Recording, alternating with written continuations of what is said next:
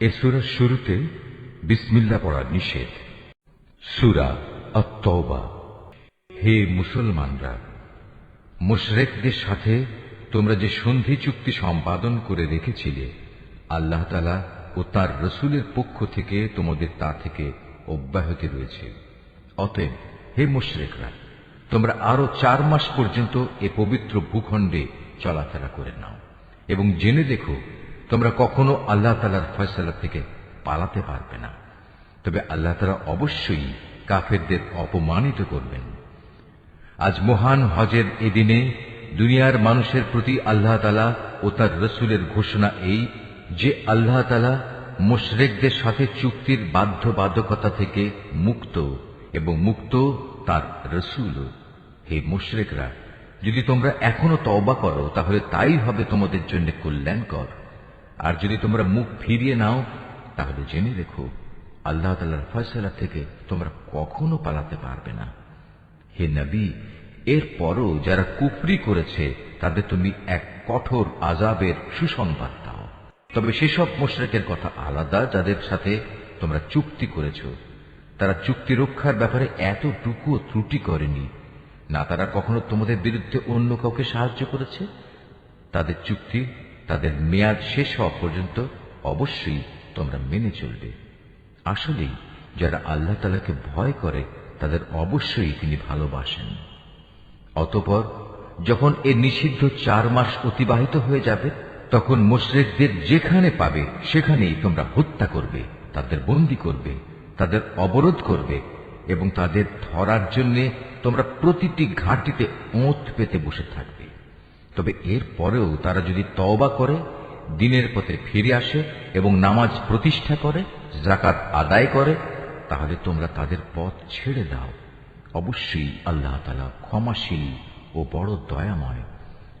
আর মুশরিকদের মধ্যে থেকে যদি কোনো ব্যক্তি তোমার কাছে আশ্রয় চায়, তবে অবশ্যই তাকে তুমি আশ্রয় দেবে, যাতে করে তোমার আশ্রয় থেকে সে আল্লাহ তাআলার বাণী শুনতে পায়। অতঃপর তাকে তার কোনো নিরাপদ জায়গায় পৌঁছে দেবে। এটা এজন্যই যে এরা আসলেই এমন এক সম্প্রদায়ের লোক যারা কিছুই জানে না।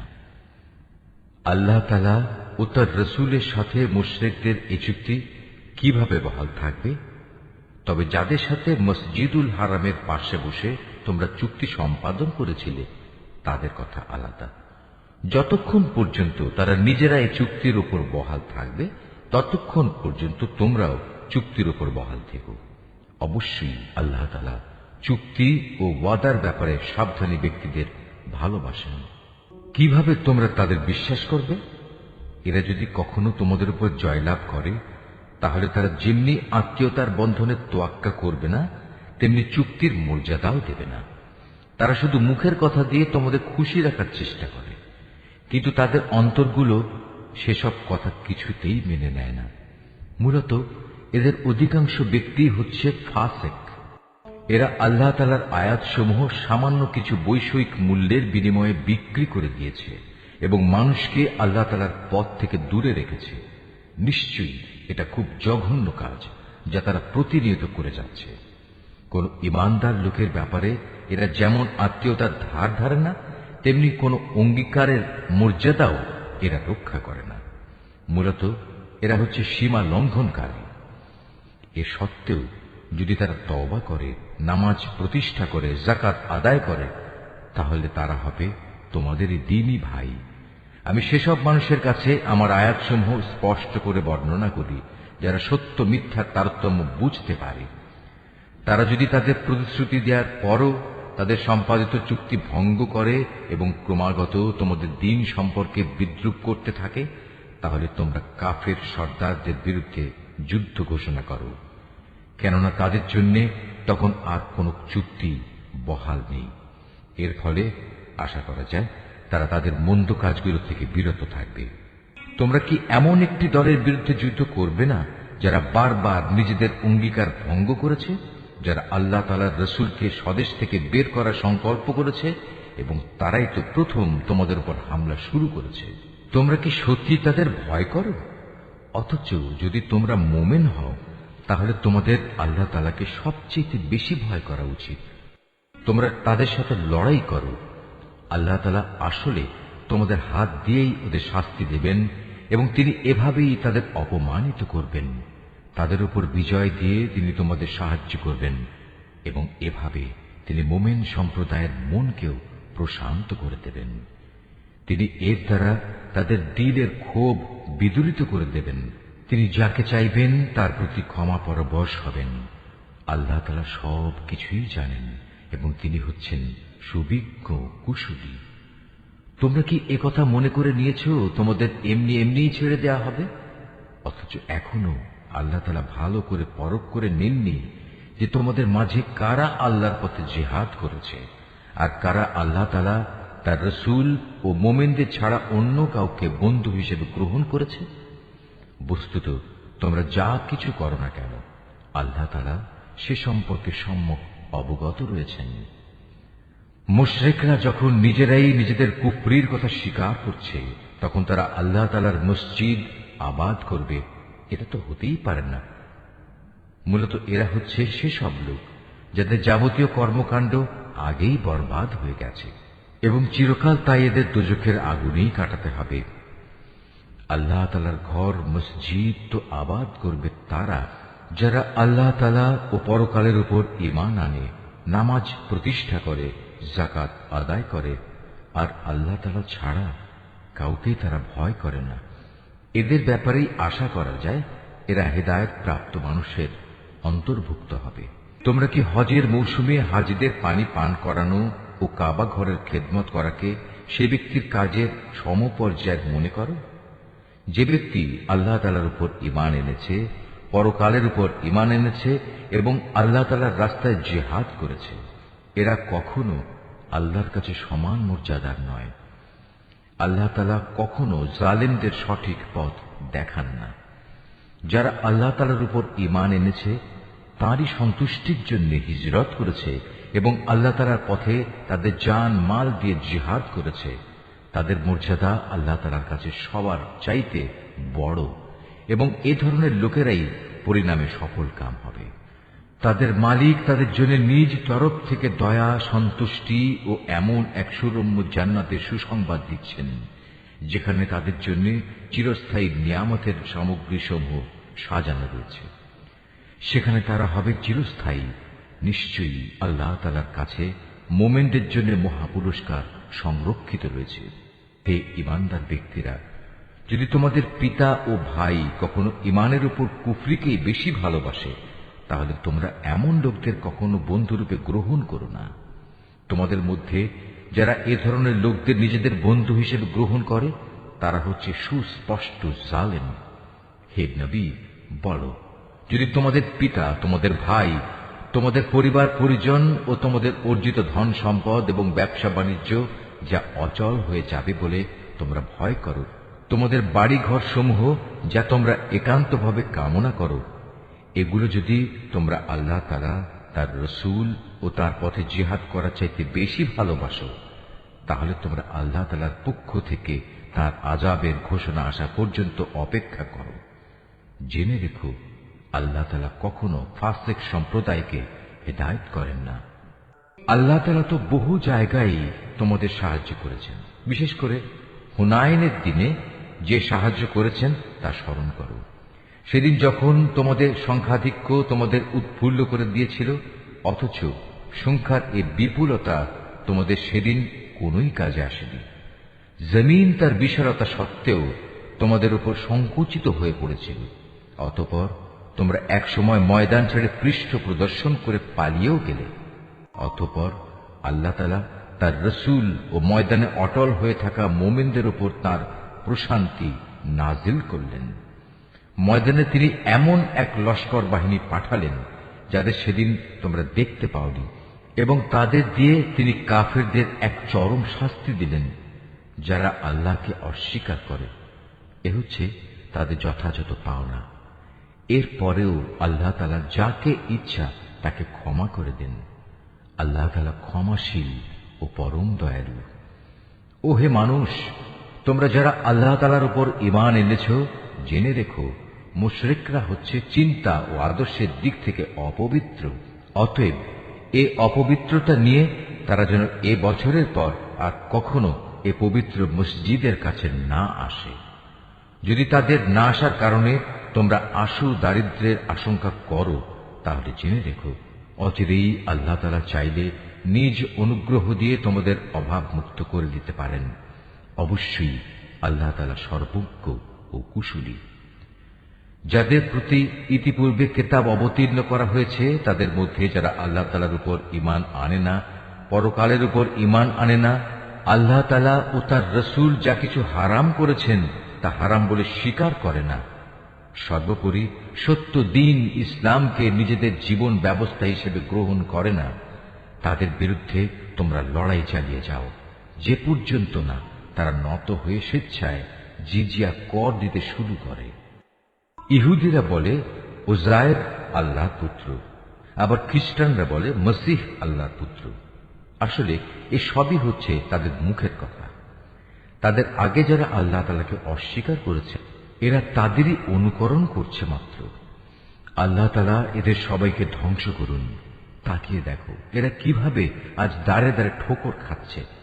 এ লোকেরা আল্লাহ তাআলাকে বাদ দিয়ে তাদের আলেম ও পীর দরবেশদের মাবুদ বানিয়ে দিয়েছে এবং মরিয়ম পুত্র মসীহকেও কেউ কেউ মাবুদ বানিয়ে রেখেছে। অথচ এদের এক আল্লাহ তাআলা ছাড়া অন্য কারোই বন্দেগী করতে আদেশ দেওয়া হয়নি। তিনি ছাড়া আর কোনো মাবুদ নেই। তারা যাদের আল্লাহর সাথে শরীক করে তিনি এসব কথাবার্তা থেকে অনেক পবিত্র। এ মূর্খ লোকেরা তাদের মুখের এক ফুৎকার দিয়ে আল্লাহর দ্বীনের মশাল নিভিয়ে দিতে চায়, কিন্তু আল্লাহ তাআলা তাঁরে আলোর পূর্ণ বিকাশ ছাড়া অন্য কিছুই চান না, যদিও কাফেরদের কাছে এটা খুবই অপ্রীতিকর। তিনিই মহান আল্লাহ যিনি তোমাদের কাছে সুস্পষ্ট হেদায়েত ও সঠিক জীবন বিধান সহকারে তার রাসূলকে পাঠিয়েছেন, যেন সে এই জীবন ব্যবস্থাকে দুনিয়ার সব কয়টি বিধানের উপর বিজয়ী করে দিতে পারে। মুশরিকরা এই বিজয়কে যত দুঃসহই মনে করুক না কেন, হে ঈমানদার লোকেরা, আহলে কিতাবদের বহু পণ্ডিত ও ফকির দরবেশ এমন আছে যারা অন্যায়ভাবে সাধারণ মানুষের সম্পদ ভোগ করে। এরা আল্লাহর বান্দাদের আল্লাহর পথ থেকে ফিরিয়েও রাখে। এদের মাঝে যারাই সোনা রূপা পুঞ্জীভূত করে রাখে এবং কখনো তা আল্লাহর পথে ব্যয় করে না, তুমি তাদের কঠিন পীড়াদায়ক আযাবের সুসংবাদ দাও। এমন একদিন আসবে যেদিন পুঞ্জীভূত সোনা রূপা জাহান্নামের আগুনে উত্তপ্ত করা হবে। অতঃপর তা দিয়ে যারা এগুলো জমা করে রেখেছিল তাদের কপালে, তাদের পার্শ্বে ও তাদের পিঠে চিহ্ন এঁকে দেয়া হবে এবং তাদের উদ্দেশ্য করে বলা হবে, এ হচ্ছে তোমাদের সে সম্পদ যা তোমরা নিজেদের জন্য জমা করে রেখেছিলে। অতএব যা কিছু সেদিন তোমরা জমা করেছিলে আজ তার স্বাদ গ্রহণ করো। আসমান সমূহ ও পৃথিবী সৃষ্টির দিন থেকেই আল্লাহ তাআলার বিধানে মাসের সংখ্যা লেখা ছিল 12টি। এ 12টির মধ্যে 4টি হচ্ছে যুদ্ধ বিগ্রহের জন্য নিষিদ্ধ মাস।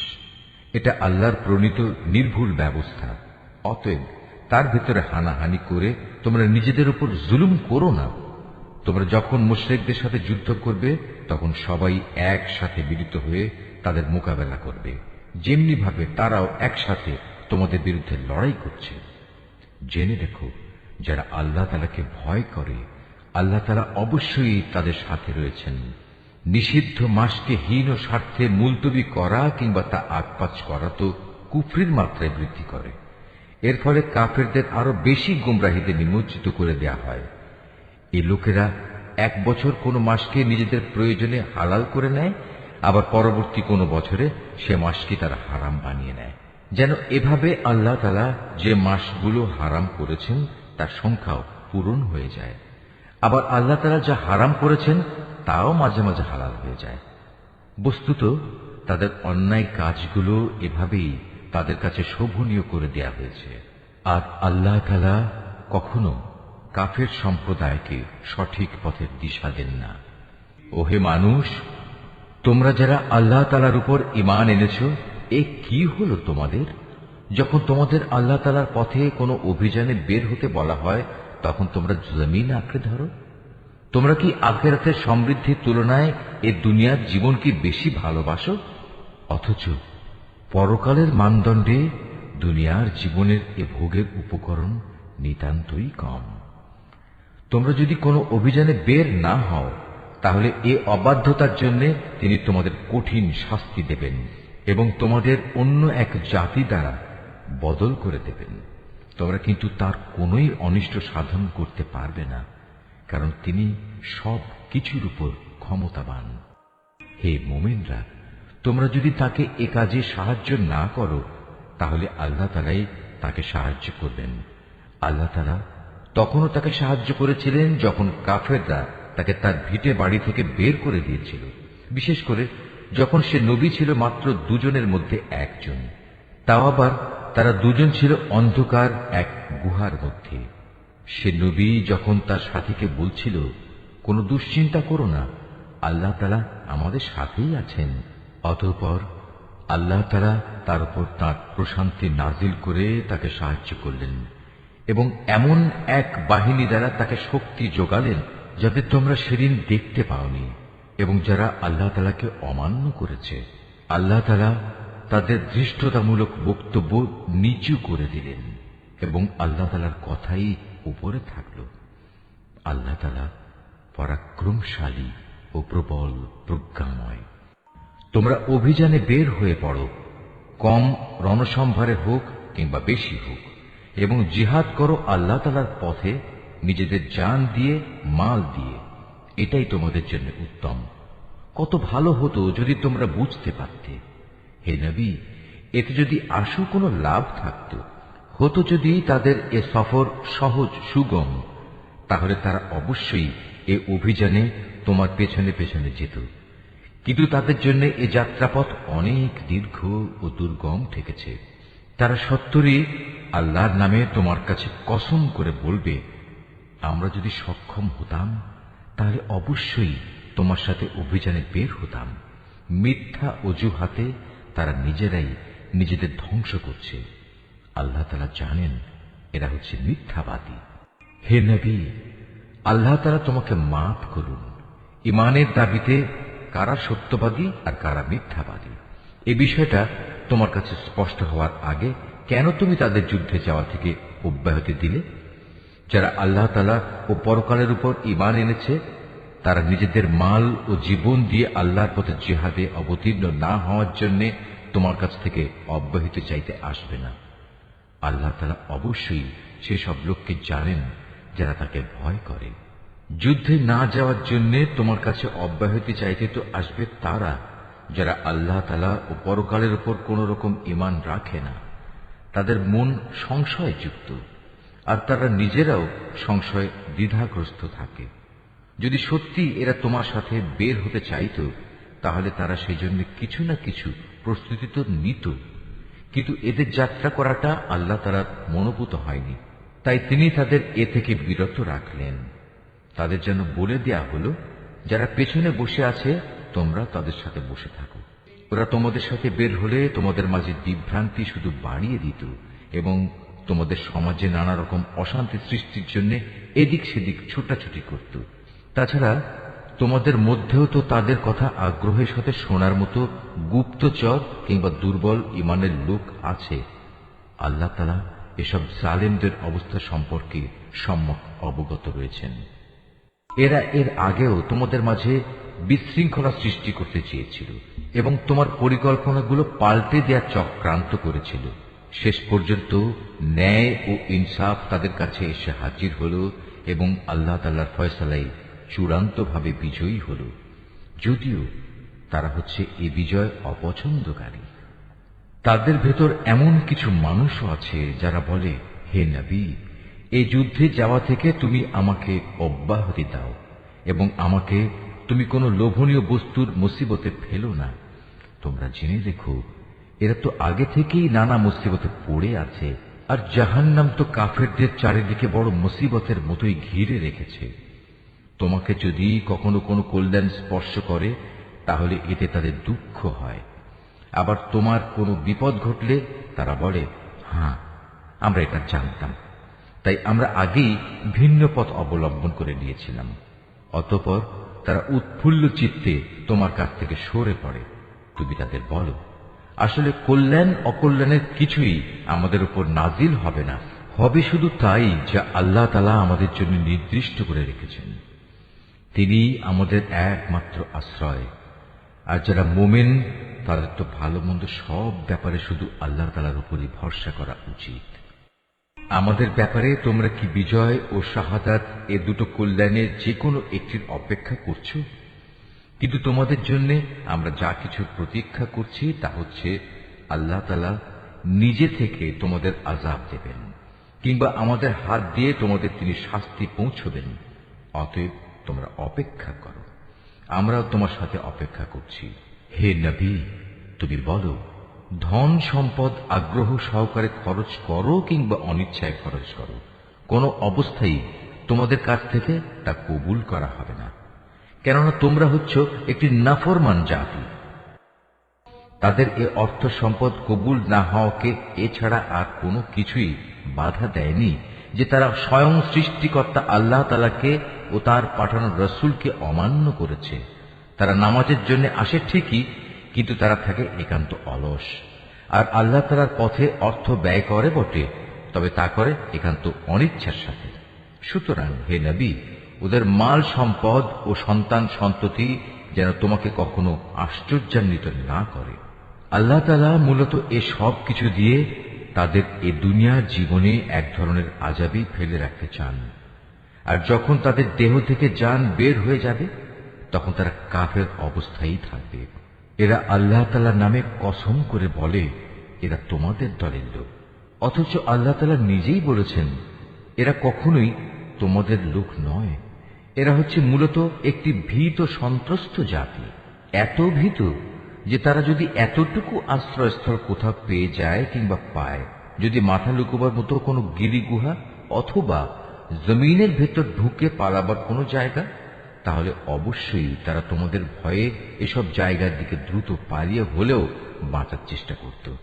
এদের মাঝে এমনও লোক আছে যারা বিশেষ অনুদানের ভাগ বন্টনের ব্যাপারেও তোমার উপর দোষারোপ করে, কিন্তু সে অংশ যদি তাদের দেয়া হয় তাহলে তারা খুবই সন্তুষ্ট হয়, আবার তাদের যদি তা দেয়া না হয় তাহলে তারা বিক্ষুব্ধ হয়ে ওঠে। যদি তারা এর উপর সন্তুষ্ট হতো যা আল্লাহ তাআলা ও তার রসুল তাদের দিয়েছেন, তাহলে তো কতই না ভালো হতো। সে অবস্থায় তারা বলতো, আল্লাহ তাআলাই আমাদের জন্য যথেষ্ট, অচিরেই আল্লাহ তাআলা তার অনন্ত ভাণ্ডার থেকে আমাদের অনেক দেবেন এবং তার রসুলও আমাদের অনেক দান করবেন। আমরা তো আল্লাহ সন্তুষ্টির দিকেই তাকিয়ে আছি। এসব সাদাকা যাকাতের অর্থ হচ্ছে ফকির মিসকিনদের জন্য, এ ব্যবস্থার আওতাধীন কর্মচারীদের জন্য, যাদের অন্তঃকরণ দ্বীনের প্রতি অনুরাগী করা প্রয়োজন তাদের জন্য, কোন ব্যক্তিকে গোলামির বন্ধন থেকে আজাদ করার জন্য, ঋণগ্রস্ত ব্যক্তির ঋণ মুক্তির জন্য, আল্লাহ তাআলার পথে সংগ্রামী ও মুসাফিরদের জন্য এ সাদকার অর্থ ব্যয় করতে হবে। এটা আল্লাহ তাআলার নির্ধারিত ফরজ। নিঃসন্দেহে আল্লাহ তাআলা সব কিছু জানেন এবং তিনিই হচ্ছেন বিজ্ঞ কুশলী। তাদের মধ্যে এমন কিছু লোক আছে যারা আল্লাহর নবীকে কষ্ট দেয়। তারা বলে, এ ব্যক্তি কান কথায় বিশ্বাস করে।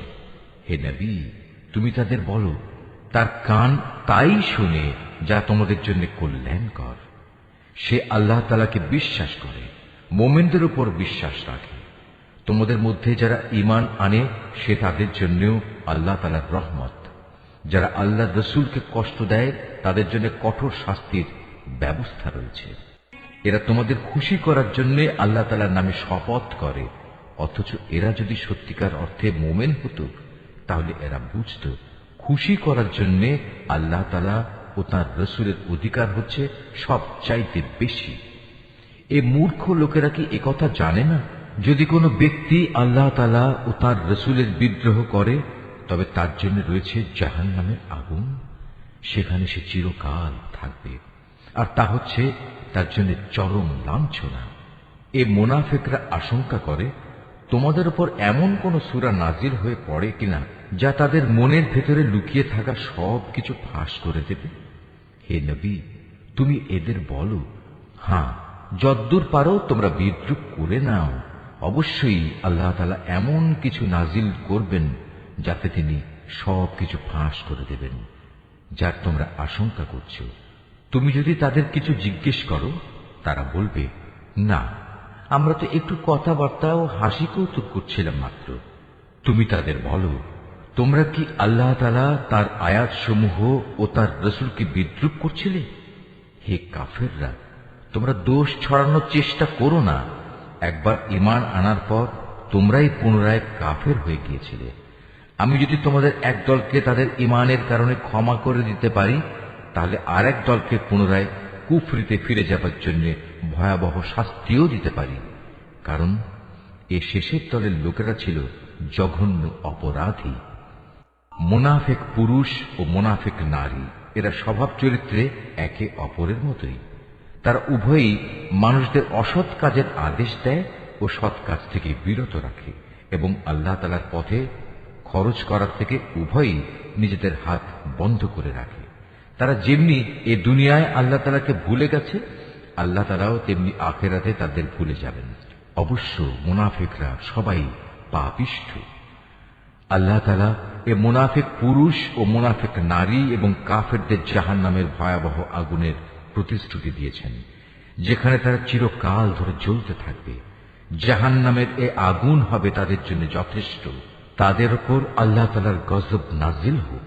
ওদের জন্য রয়েছে এক চিরস্থায়ী আযাব।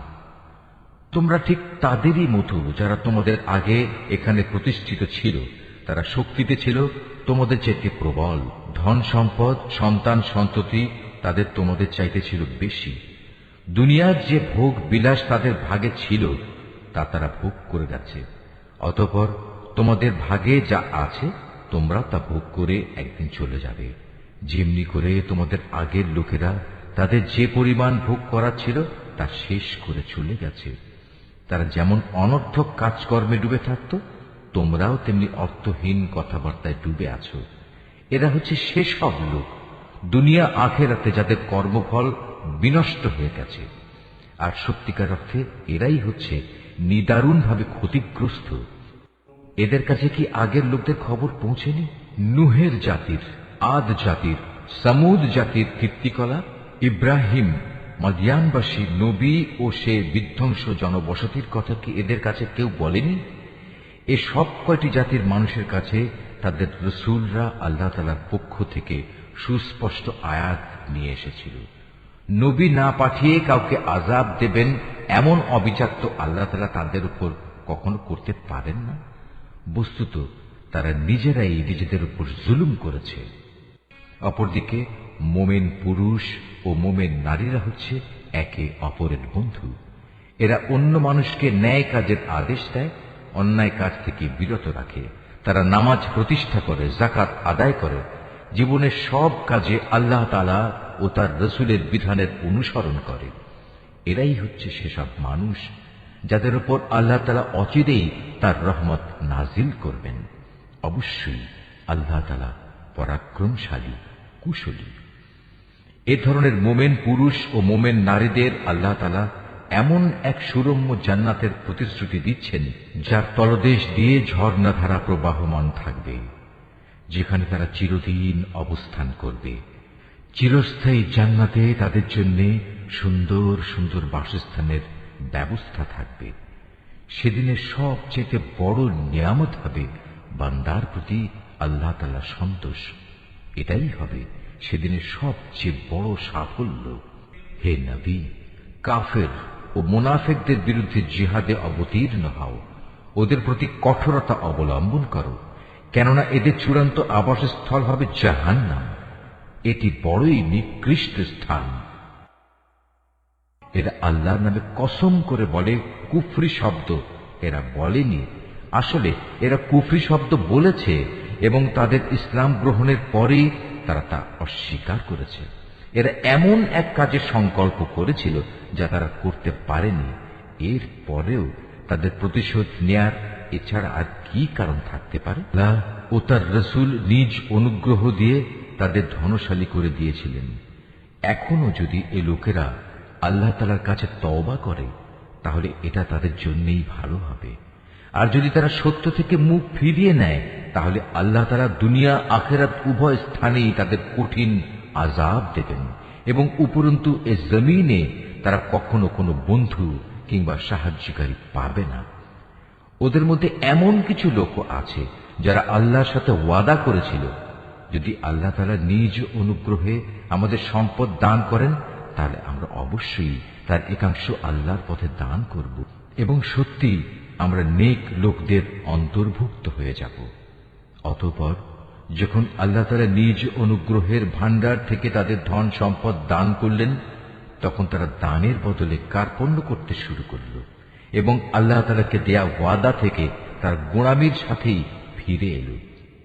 অতঃপর আল্লাহ তাআলা তাদের অন্তরে মুনাফিকি বদ্ধমূল করে দিলেন সেদিন পর্যন্ত যেদিন তারা আল্লাহ তাআলার সাথে সাক্ষাৎ করবে।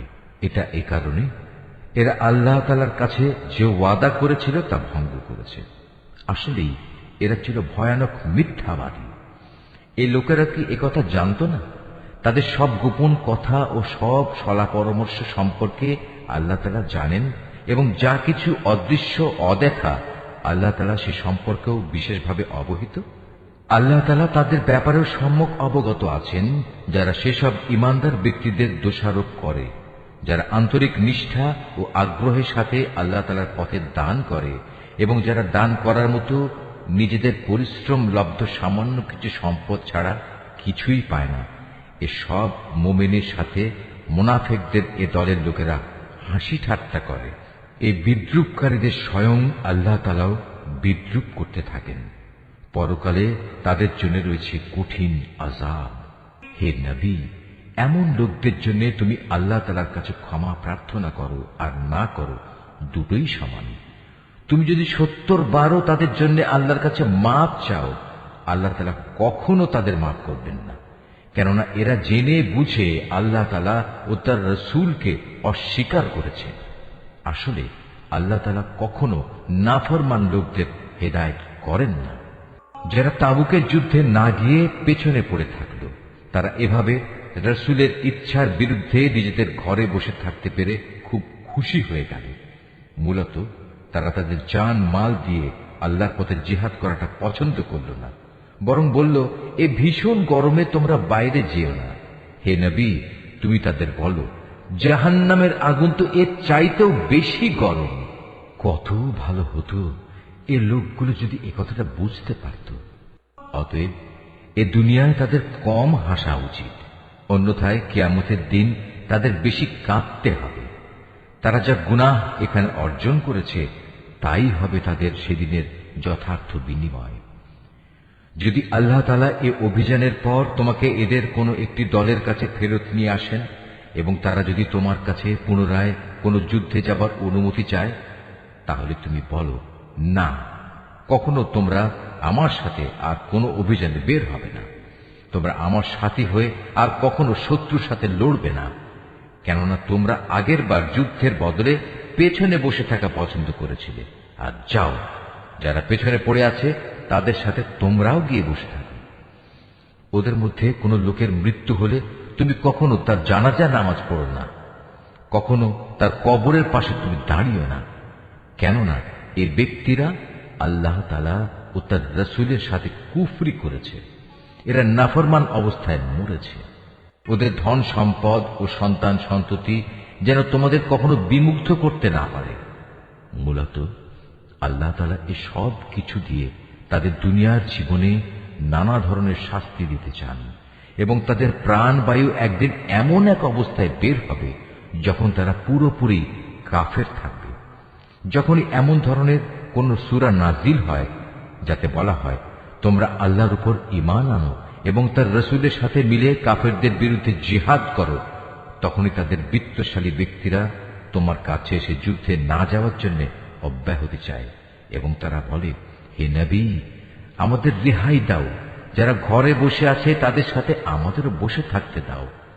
তারা মূলত ঘরে বসে থাকা লোকদের সাথে অবস্থান করাই পছন্দ করে নিয়েছে।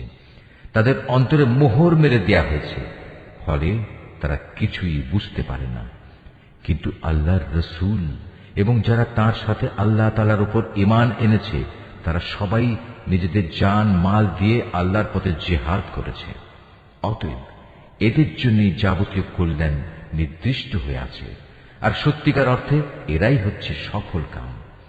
এর বিনিময়ে আল্লাহ তাআলা এদের জন্য এমন এক সুরম্য জান্নাত প্রস্তুত করে রেখেছেন, যার পাদদেশে ঝর্ণাধারা প্রবাহমান, সেখানে তারা চিরকাল থাকবে।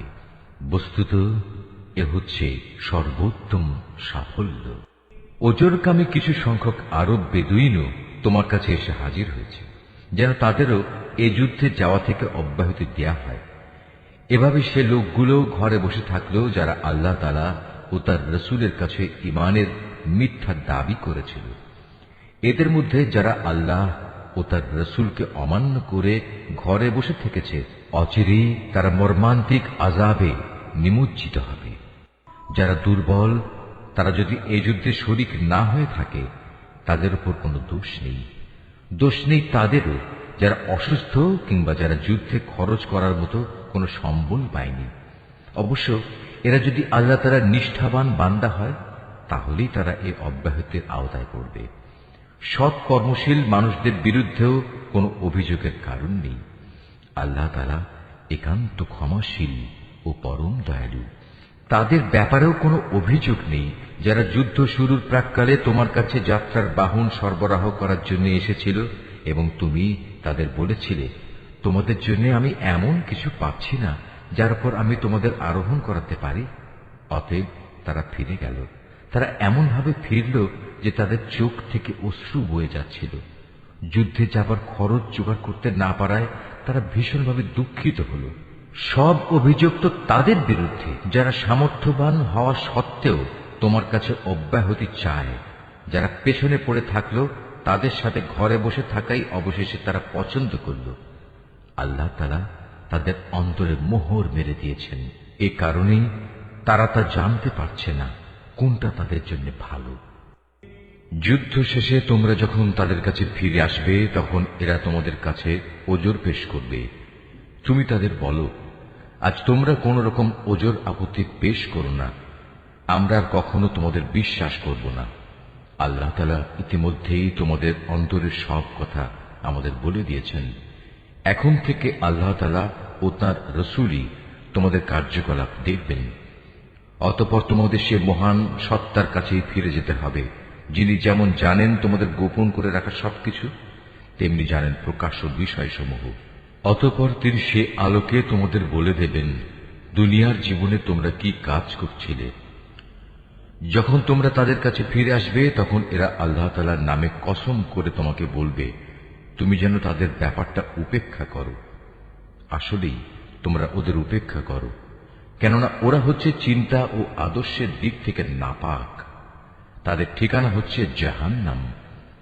দুনিয়ার জীবনে তারা যা কিছু করে এসেছে, এটা হচ্ছে তার যথার্থ বিনিময়। এরা তোমাদের কাছে এজন্যই কসম করে যেন তোমরা সব কথা ভুলে আবার তাদের উপর সন্তুষ্ট হয়ে যাও। কিন্তু তোমরা যদি শতবারও তাদের উপর সন্তুষ্ট হও, আল্লাহ তাআলা কখনো এ ফাসেক সম্প্রদায়ের উপর সন্তুষ্ট হবেন না। বেদুইন আরব লোকগুলো কুফর ও মুনাফিকের ব্যাপারে অত্যন্ত কঠোর প্রকৃতির। আল্লাহ তাআলা তার রসূলের উপর স্বীয় দ্বীনের সীমারেখার যে বিধানসমূহ নাজিল করেছেন, সে জ্ঞান লাভ না করার ক্ষমতাই মনে হয় এদের মধ্যে প্রবল। মূলত আল্লাহ তাআলাই হচ্ছেন সুবিজ্ঞ, কুশলী। এ বেদুইন আরবদের মধ্যে এমন কিছু লোক আছে যারা কখনো যদি আল্লাহ তাআলার পথে কিছু ব্যয় করে, তাকে নিজেদের উপর জরিমানা তুল্য মনে করে এবং তোমাদের ব্যাপারে কালের বিবর্তনমূলক কোন বিপদ মুসিবত আসুক এ অপেক্ষায় থাকে। আসলে কালের মন্দচক্র তো তাদের নিজেদের উপরই ছেয়ে আছে। বস্তুত আল্লাহ তাআলা সবকিছু শোনেন, সবকিছু জানেন। আবার এই বেদুইন আরবদের মাঝে এমন কিছু লোক আছে যারা আল্লাহ তাআলা ও পরকালের উপর ঈমান রাখে। এরা আল্লাহর পথে যা কিছু খরচ করে, তাকে আল্লাহর নৈকট্য লাভ ও রসূলের দোয়া পাওয়ার একটা অবলম্বন মনে করে। সত্যি সত্যি তা হচ্ছে তাদের জন্য আল্লাহর নৈকট্য লাভের একটা উপায়। অচিরেই আল্লাহ তাআলা তাদের স্বীয় রহমতে প্রবেশ করাবেন। অবশ্যই আল্লাহ তাআলা ক্ষমাশীল ও পরম দয়ালু। মুহাজির ও আনসারদের মাঝে যারা প্রথম দিকে ঈমান এনেছে এবং পরে যারা একান্ত নিষ্ঠার সাথে তাদের অনুসরণ করেছে, আল্লাহ তাআলা এদের উপর সন্তুষ্ট হয়েছেন এবং এরাও আল্লাহ তাআলার উপর সন্তুষ্ট হয়েছে। আল্লাহ তাআলা তাদের জন্য এমন এক সুরম্য জান্নাত তৈরি করে রেখেছেন যার তলদেশ দিয়ে ঝর্ণাধারা প্রবাহিত। সেখানে তারা চিরকাল থাকবে, আর তাই হবে সর্বোত্তম সাফল্য। এ বেদুইন আরবদের যারা তোমার আশেপাশে বাস করে, তাদের মধ্যে কিছু কিছু মুনাফিক আছে, আবার কিছু মুনাফিক মদিনাবাসীদের মধ্যেও আছে। এরা সবাই কিন্তু মুনাফিকিতে সিদ্ধহস্ত। তুমি এদের জানো না, কিন্তু আমি এদের জানি। অচিরেই আমি এদের অপমান ও পরাজয়ের দ্বারা দুবার শাস্তি দেব। অতঃপর ধীরে ধীরে এদের সবাইকে এক বড় আযাবের দিকে ফিরিয়ে দেয়া হবে। তোমাদের মাঝে আরো কিছু লোক আছে যারা অকপটে নিজেদের গুনাহসমূহের কথা স্বীকার করে। শয়তানের ফেরে পেয়ে তারা তাদের নেক কাজকে গুনাহের কাজের সাথে মিশিয়ে ফেলেছে। আশা করা যায় আল্লাহ তাআলা তাদের উপর ক্ষমা পরবশ হবেন। অবশ্যই আল্লাহ তাআলা ক্ষমাশীল ও পরম দয়ালু। তুমি তাদের ধন সম্পদ থেকে যাকাত ও সাদকা গ্রহণ করো। সাদকা তাদের পাক সাফ করে দেবে, তা দিয়ে তাদের পরিশোধিত করে দেবে। তুমি তাদের জন্য দোয়া করবে, কেননা তোমার দোয়া তাদের জন্য হবে পরম সান্ত্বনা। আল্লাহ তাআলা সব কিছু শোনেন এবং সবকিছু জানেন। তারা কি এ কথাটা জানে না আল্লাহ তাআলা তাঁর বান্দাদের তওবা কবুল করেন এবং তিনি যাকাত ও সাদকা গ্রহণ করেন? নিশ্চয়ই আল্লাহ তাআলা হচ্ছেন তওবা গ্রহণকারী ও পরম দয়ালু। হে নবী, এদের তুমি বলো, তোমরা ভালো কাজ করো। আল্লাহ তাআলা, তার রাসূল ও মুমিনরা তোমাদের ভবিষ্যৎ কর্মকাণ্ড পর্যবেক্ষণ করবেন। অতঃপর মৃত্যুর পর তোমাদের সবাইকে এমন এক সত্তার দিকে ফিরিয়ে দেয়া হবে যিনি দেখা অদেখা সবকিছু সম্পর্কেই সম্যক অবগত। সেদিন তিনি তোমাদের বলে দেবেন, তোমরা দুনিয়ার জীবনে কোন ধরনের কাজ করছিলে। তোমাদের মাঝে আরো একটি দল রয়েছে যাদের ব্যাপারে এখনো আল্লাহ তাআলার সিদ্ধান্তের আশা করা হচ্ছে। আল্লাহ তাআলা তাদের হয় শাস্তি দেবেন, না হয় তিনি তাদের তওবা কবুল করবেন। বস্তুত আল্লাহ তাআলা হচ্ছেন সুবিজ্ঞ কুশলী। মুনাফিকদের মধ্যে এমন লোকও আছে যারা তোমাদের ক্ষতি সাধন করার জন্য একটি মসজিদ বানিয়েছে।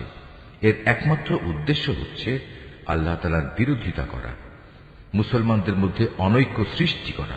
সর্বোপরি আগে যেসব লোক আল্লাহ তাআলা ও তার নবীর বিরুদ্ধে যুদ্ধ করেছে তাদের জন্য গোপন ঘাঁটি সরবরাহ করা। এরা তোমাদের কাছে শক্ত কসম খেয়ে বলবে, আমরা সৎ উদ্দেশ্য ছাড়া অন্য কোনো কারণেই এটা করিনি। আল্লাহ তাআলা নিজে সাক্ষ্য দিচ্ছেন, এরা হচ্ছে মিথ্যাবাদী। তুমি ইবাদতের উদ্দেশ্যে কখনো সেখানে দাঁড়াবে না। তোমার তো দাঁড়ানো উচিত সেখানে যে মসজিদ প্রথম দিন থেকেই আল্লাহর ভয়ের উপর প্রতিষ্ঠিত হয়েছে। সেখানে এমন কিছু মানুষ আছে যারা ঈমান ও আমলের ক্ষেত্রে নিজেরা সব সময় পাক পবিত্র হওয়া পছন্দ করে, আর আল্লাহ তাআলাও এই পাক সাফ লোকদেরই ভালোবাসেন। যে ব্যক্তি তার ঘরের ভিত্তি স্থাপন করেছে আল্লাহর ভয় ও আল্লাহর সন্তুষ্টির উপর, সে ব্যক্তি উত্তম, না যে ব্যক্তি তার ঘরের ভিত্তি দাঁড় করিয়েছে পতন উন্মুখ একটি গর্তের কিনারায় এবং যা তাকে সহ অচিরেই জাহান্নামের অতল আগুনের খাদে গিয়ে পড়বে। আল্লাহ তাআলা কখনো জালেম সম্প্রদায়কে হেদায়েত দেন না। ওরা যা বানিয়েছে তা হামেশাই তাদের অন্তরে একটি সন্দেহের বীজ হয়ে আটকে থাকবে, যে পর্যন্ত না ওদের অন্তরসমূহ ছিন্ন বিচ্ছিন্ন হয়ে যাবে, ততদিন পর্যন্ত তা অব্যাহত থাকবে। আল্লাহ তাআলা সর্বজ্ঞ ও প্রবল প্রজ্ঞাময়। অবশ্যই আল্লাহ তাআলা মুমিনদের কাছ থেকে জান্নাতের বিনিময়ে তাদের জান ও তাদের মাল খরিদ করে নিয়েছেন। এরা আল্লাহর পথে জিহাদ করে, অতঃপর এ জিহাদে কখনো কাফেরদের তারা হত্যা করে, কখনো আবার শত্রু হাতে তারা নিজেরা নিহত হয়। মুমিনদের সাথে এ খাঁটি ওয়াদা এর আগে তাওরাত এবং ইনজিলেও করা হয়েছিল, আর এখন তা এ কোরআনে করা হচ্ছে। এই ওয়াদা পালন করা আল্লাহ তাআলার নিজস্ব দায়িত্ব। আর আল্লাহর চাইতে কে বেশি ওয়াদা পূরণ করতে পারে? অতএব হে মুমিনরা, তোমরা তাঁর সাথে যে কেনাবেচার কাজটি সম্পন্ন করলে তাতে আনন্দ প্রকাশ করো, এবং এটি হচ্ছে এক মহা সাফল্য। যারা আল্লাহর দরবারে তওবা করে, নিষ্ঠার সাথে তার ইবাদত করে, তার প্রশংসা করে, তার জন্য রোজা রাখে, তার জন্যই রুকু সাজদা করে, যারা অন্যদের ভালো কাজের আদেশ দেয় এবং মন্দ কাজ থেকে বিরত রাখে, সর্বোপরি যারা জীবনের সকল পর্যায়ে আল্লাহ তাআলার নির্ধারিত হালাল হারামের সীমা রক্ষা করে চলে, হে নবী, তুমি এ ধরনের সব মুমিনদের জান্নাতের সুসংবাদ দাও। নবী ও তার ঈমানদার সাথীদের জন্য এটা মানায় না যে তারা মুশরিকদের জন্য কখনো মাগফিরাতের দোয়া করবে, এমনকি যদি তারা তাদের ঘনিষ্ঠ আত্মীয় হয়, যখন এটি পরিষ্কার হয়ে গেছে যে তারা আসলেই জাহান্নামের অধিবাসী। ইব্রাহিমের স্বীয় পিতার জন্য মাগফিরাতের ব্যাপারটি একটি ওয়াদা প্রতিপালন ছাড়া আর কিছুই ছিল না, যা সে তার পিতার কাছে আগেই করে রেখেছিল। এ ব্যতিক্রমটা ছিল শুধু তার একার জন্যেই, কিন্তু যখন একথা তার সামনে পরিষ্কার হয়ে গেল যে সে অবশ্যই আল্লাহর দুশমন, তখন সে তার সাথে সম্পর্ক ছিন্ন করে ফেলল। অবশ্যই ইব্রাহিম ছিল একজন কোমল হৃদয় ও সহানুভূতিশীল মানুষ। আল্লাহ তাআলা এমন নন যে কোনো জাতিকে একবার হেদায়েত দানের পর তাদের পুনরায় গোমরাহ করে দেবেন, যতক্ষণ না তাদের সুস্পষ্টভাবে এ কথাটা জানিয়ে দেয়া হয় যে গোমরাহি থেকে বাঁচার জন্য কোন জিনিস থেকে সাবধান থাকতে হবে। অবশ্যই আল্লাহ তাআলা সব বিষয়ে জ্ঞান রাখেন। আকাশমণ্ডলী ও পৃথিবীর সার্বভৌম ক্ষমতা একমাত্র আল্লাহ তাআলার হাতেই। তিনিই জীবন দেন, তিনি মৃত্যু ঘটান। আল্লাহ তাআলা ছাড়া তোমাদের কোনো অভিভাবক নেই, নেই কোনো সাহায্যকারীও। অবশ্যই আল্লাহ তাআলা তার নবীর উপর অনুগ্রহ করেছেন মুহাজিরদের উপর, আনসারদের উপর, যারা একান্ত কঠিন সময়ে তার অনুগমন করেছিল, তাদের সবার উপর। এমনকি যখন তাদের একটি ছোট্ট দলের চিন্তা একটু বাঁকা পথে ঝুঁকে পড়ার উপক্রম হয়ে পড়েছিল, অতঃপর আল্লাহ তাআলা এদের সবার উপর দয়া করলেন। নিশ্চয়ই তিনি ছিলেন তাদের প্রতি দয়ালু ও অনুগ্রহশীল। সে তিন ব্যক্তির ওপরও আল্লাহ তাআলা দয়া করলেন, যাদের ব্যাপারে সিদ্ধান্ত মুলতবি করে রাখা হয়েছিল। তাদের অবস্থা এমন এক পর্যায়ে এসে পৌঁছল যে জমিন তার বিশালতা সত্ত্বেও তাদের উপর সংকুচিত হয়ে গেল। এমনকি তাদের নিজেদের জীবন নিজেদের কাছে দুর্বিষহ হয়ে পড়ল। তারা একথা উপলব্ধি করতে সক্ষম হল যে আসলেই আল্লাহ তাআলা ছাড়া তাদের আর কোনো জায়গা নেই যেখানে কোনো আশ্রয় পাওয়া যাবে। অতঃপর আল্লাহ তাআলা তাদের উপর অনুগ্রহ করলেন যেন তারা তওবা করে পুনরায় তার কাছে ফিরে আসতে পারে। অবশ্যই আল্লাহ তাআলা ক্ষমাশীল ও পরম দয়ালু। হে ঈমানদার ব্যক্তিরা, তোমরা আল্লাহ তাআলাকে ভয় করো এবং হামেশা সত্যবাদীদের সাথে থাকো।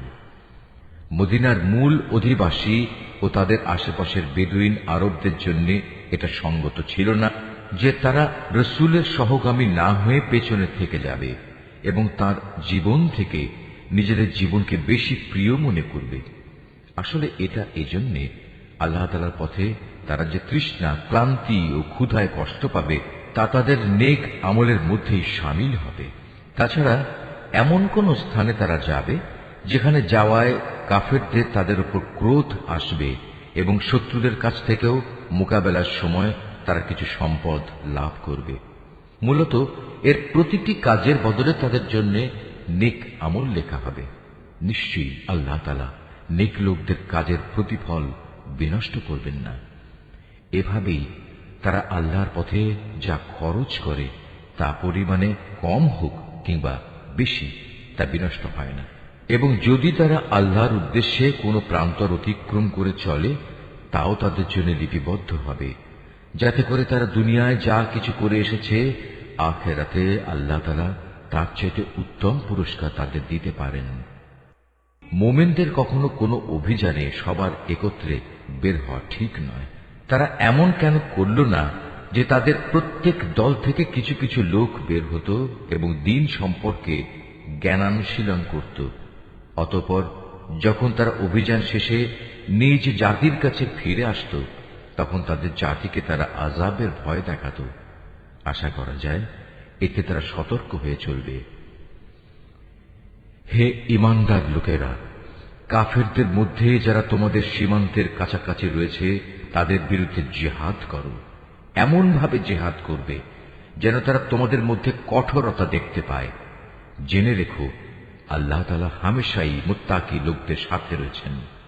যখন কোনো নতুন সূরা নাজিল হয়, তখন এদের কিছু লোক এসে বিদ্রূপের ভাষায় জিজ্ঞেস করে, এ সূরা তোমাদের কার কার ঈমান বৃদ্ধি করেছে? তোমরা বলো, হ্যাঁ, যারা সত্যি আল্লাহর উপর ঈমান এনেছে, এ সূরা অবশ্যই তাদের ঈমান বৃদ্ধি করেছে এবং এর ফলে তারা আনন্দিতও হয়েছে। আর যাদের অন্তরে ব্যাধি রয়েছে, এ সূরা তাদের মধ্যে আগের জমে থাকা নাপাকির সাথে আরো কিছু নতুন নাপাকি যুক্ত করে তা বাড়িয়ে দিয়েছে এবং তারা এ নাপাক ও কাফের অবস্থায় মারা যাবে। তারা কি দেখতে পায় না প্রতি বছর তাদের কিভাবে বিভিন্ন পরীক্ষায় ফেলে একবার কিংবা দুবার বিপর্যস্ত করা হচ্ছে? এর পরেও তারা তওবা করে না এবং বিপর্যয় থেকে তারা কোনো শিক্ষাও গ্রহণ করে না। আর যখনই কোনো নতুন সূরা নাজিল হয়, তখন তারা পরস্পর চোখ চাওয়াচাওয়ি করে এবং ইশারায় একে অপরকে জিজ্ঞাসা করে, কেউ কি তোমাদের দেখতে পাচ্ছে? অতঃপর তারা হেদায়েত থেকে ফিরে যায়। আর আল্লাহ তাআলা তাদের অন্তরকে এভাবেই সত্য থেকে ফিরিয়ে দিয়েছেন, কেননা এরা হচ্ছে এমন সম্প্রদায়ের লোক যারা কিছু অনুধাবন করে না। হে মানুষ, তোমাদের কাছে তোমাদেরই মধ্যে থেকে এক রাসূল এসেছে। তোমাদের কোন রকম কষ্ট ভোগ তার কাছে দুঃসহ। সে তোমাদের একান্ত কল্যাণকামী। ঈমানদারদের প্রতি সে হচ্ছে স্নেহপরায়ণ ও পরম দয়ালু। এর পরেও যদি এরা এমন কল্যাণকামী একজন রাসূলের কাছ থেকে মুখ ফিরিয়ে নেয়, তাহলে তুমি তাদের খোলাখুলি বলে দাও, আল্লাহ তাআলাই আমার জন্য যথেষ্ট। তিনি ছাড়া আর কোনো মাবুদ নেই। সমস্যায় সংকটে আমি তাঁর উপরে ভরসা করি এবং তিনিই হচ্ছেন মহান আরশের একচ্ছত্র অধিপতি।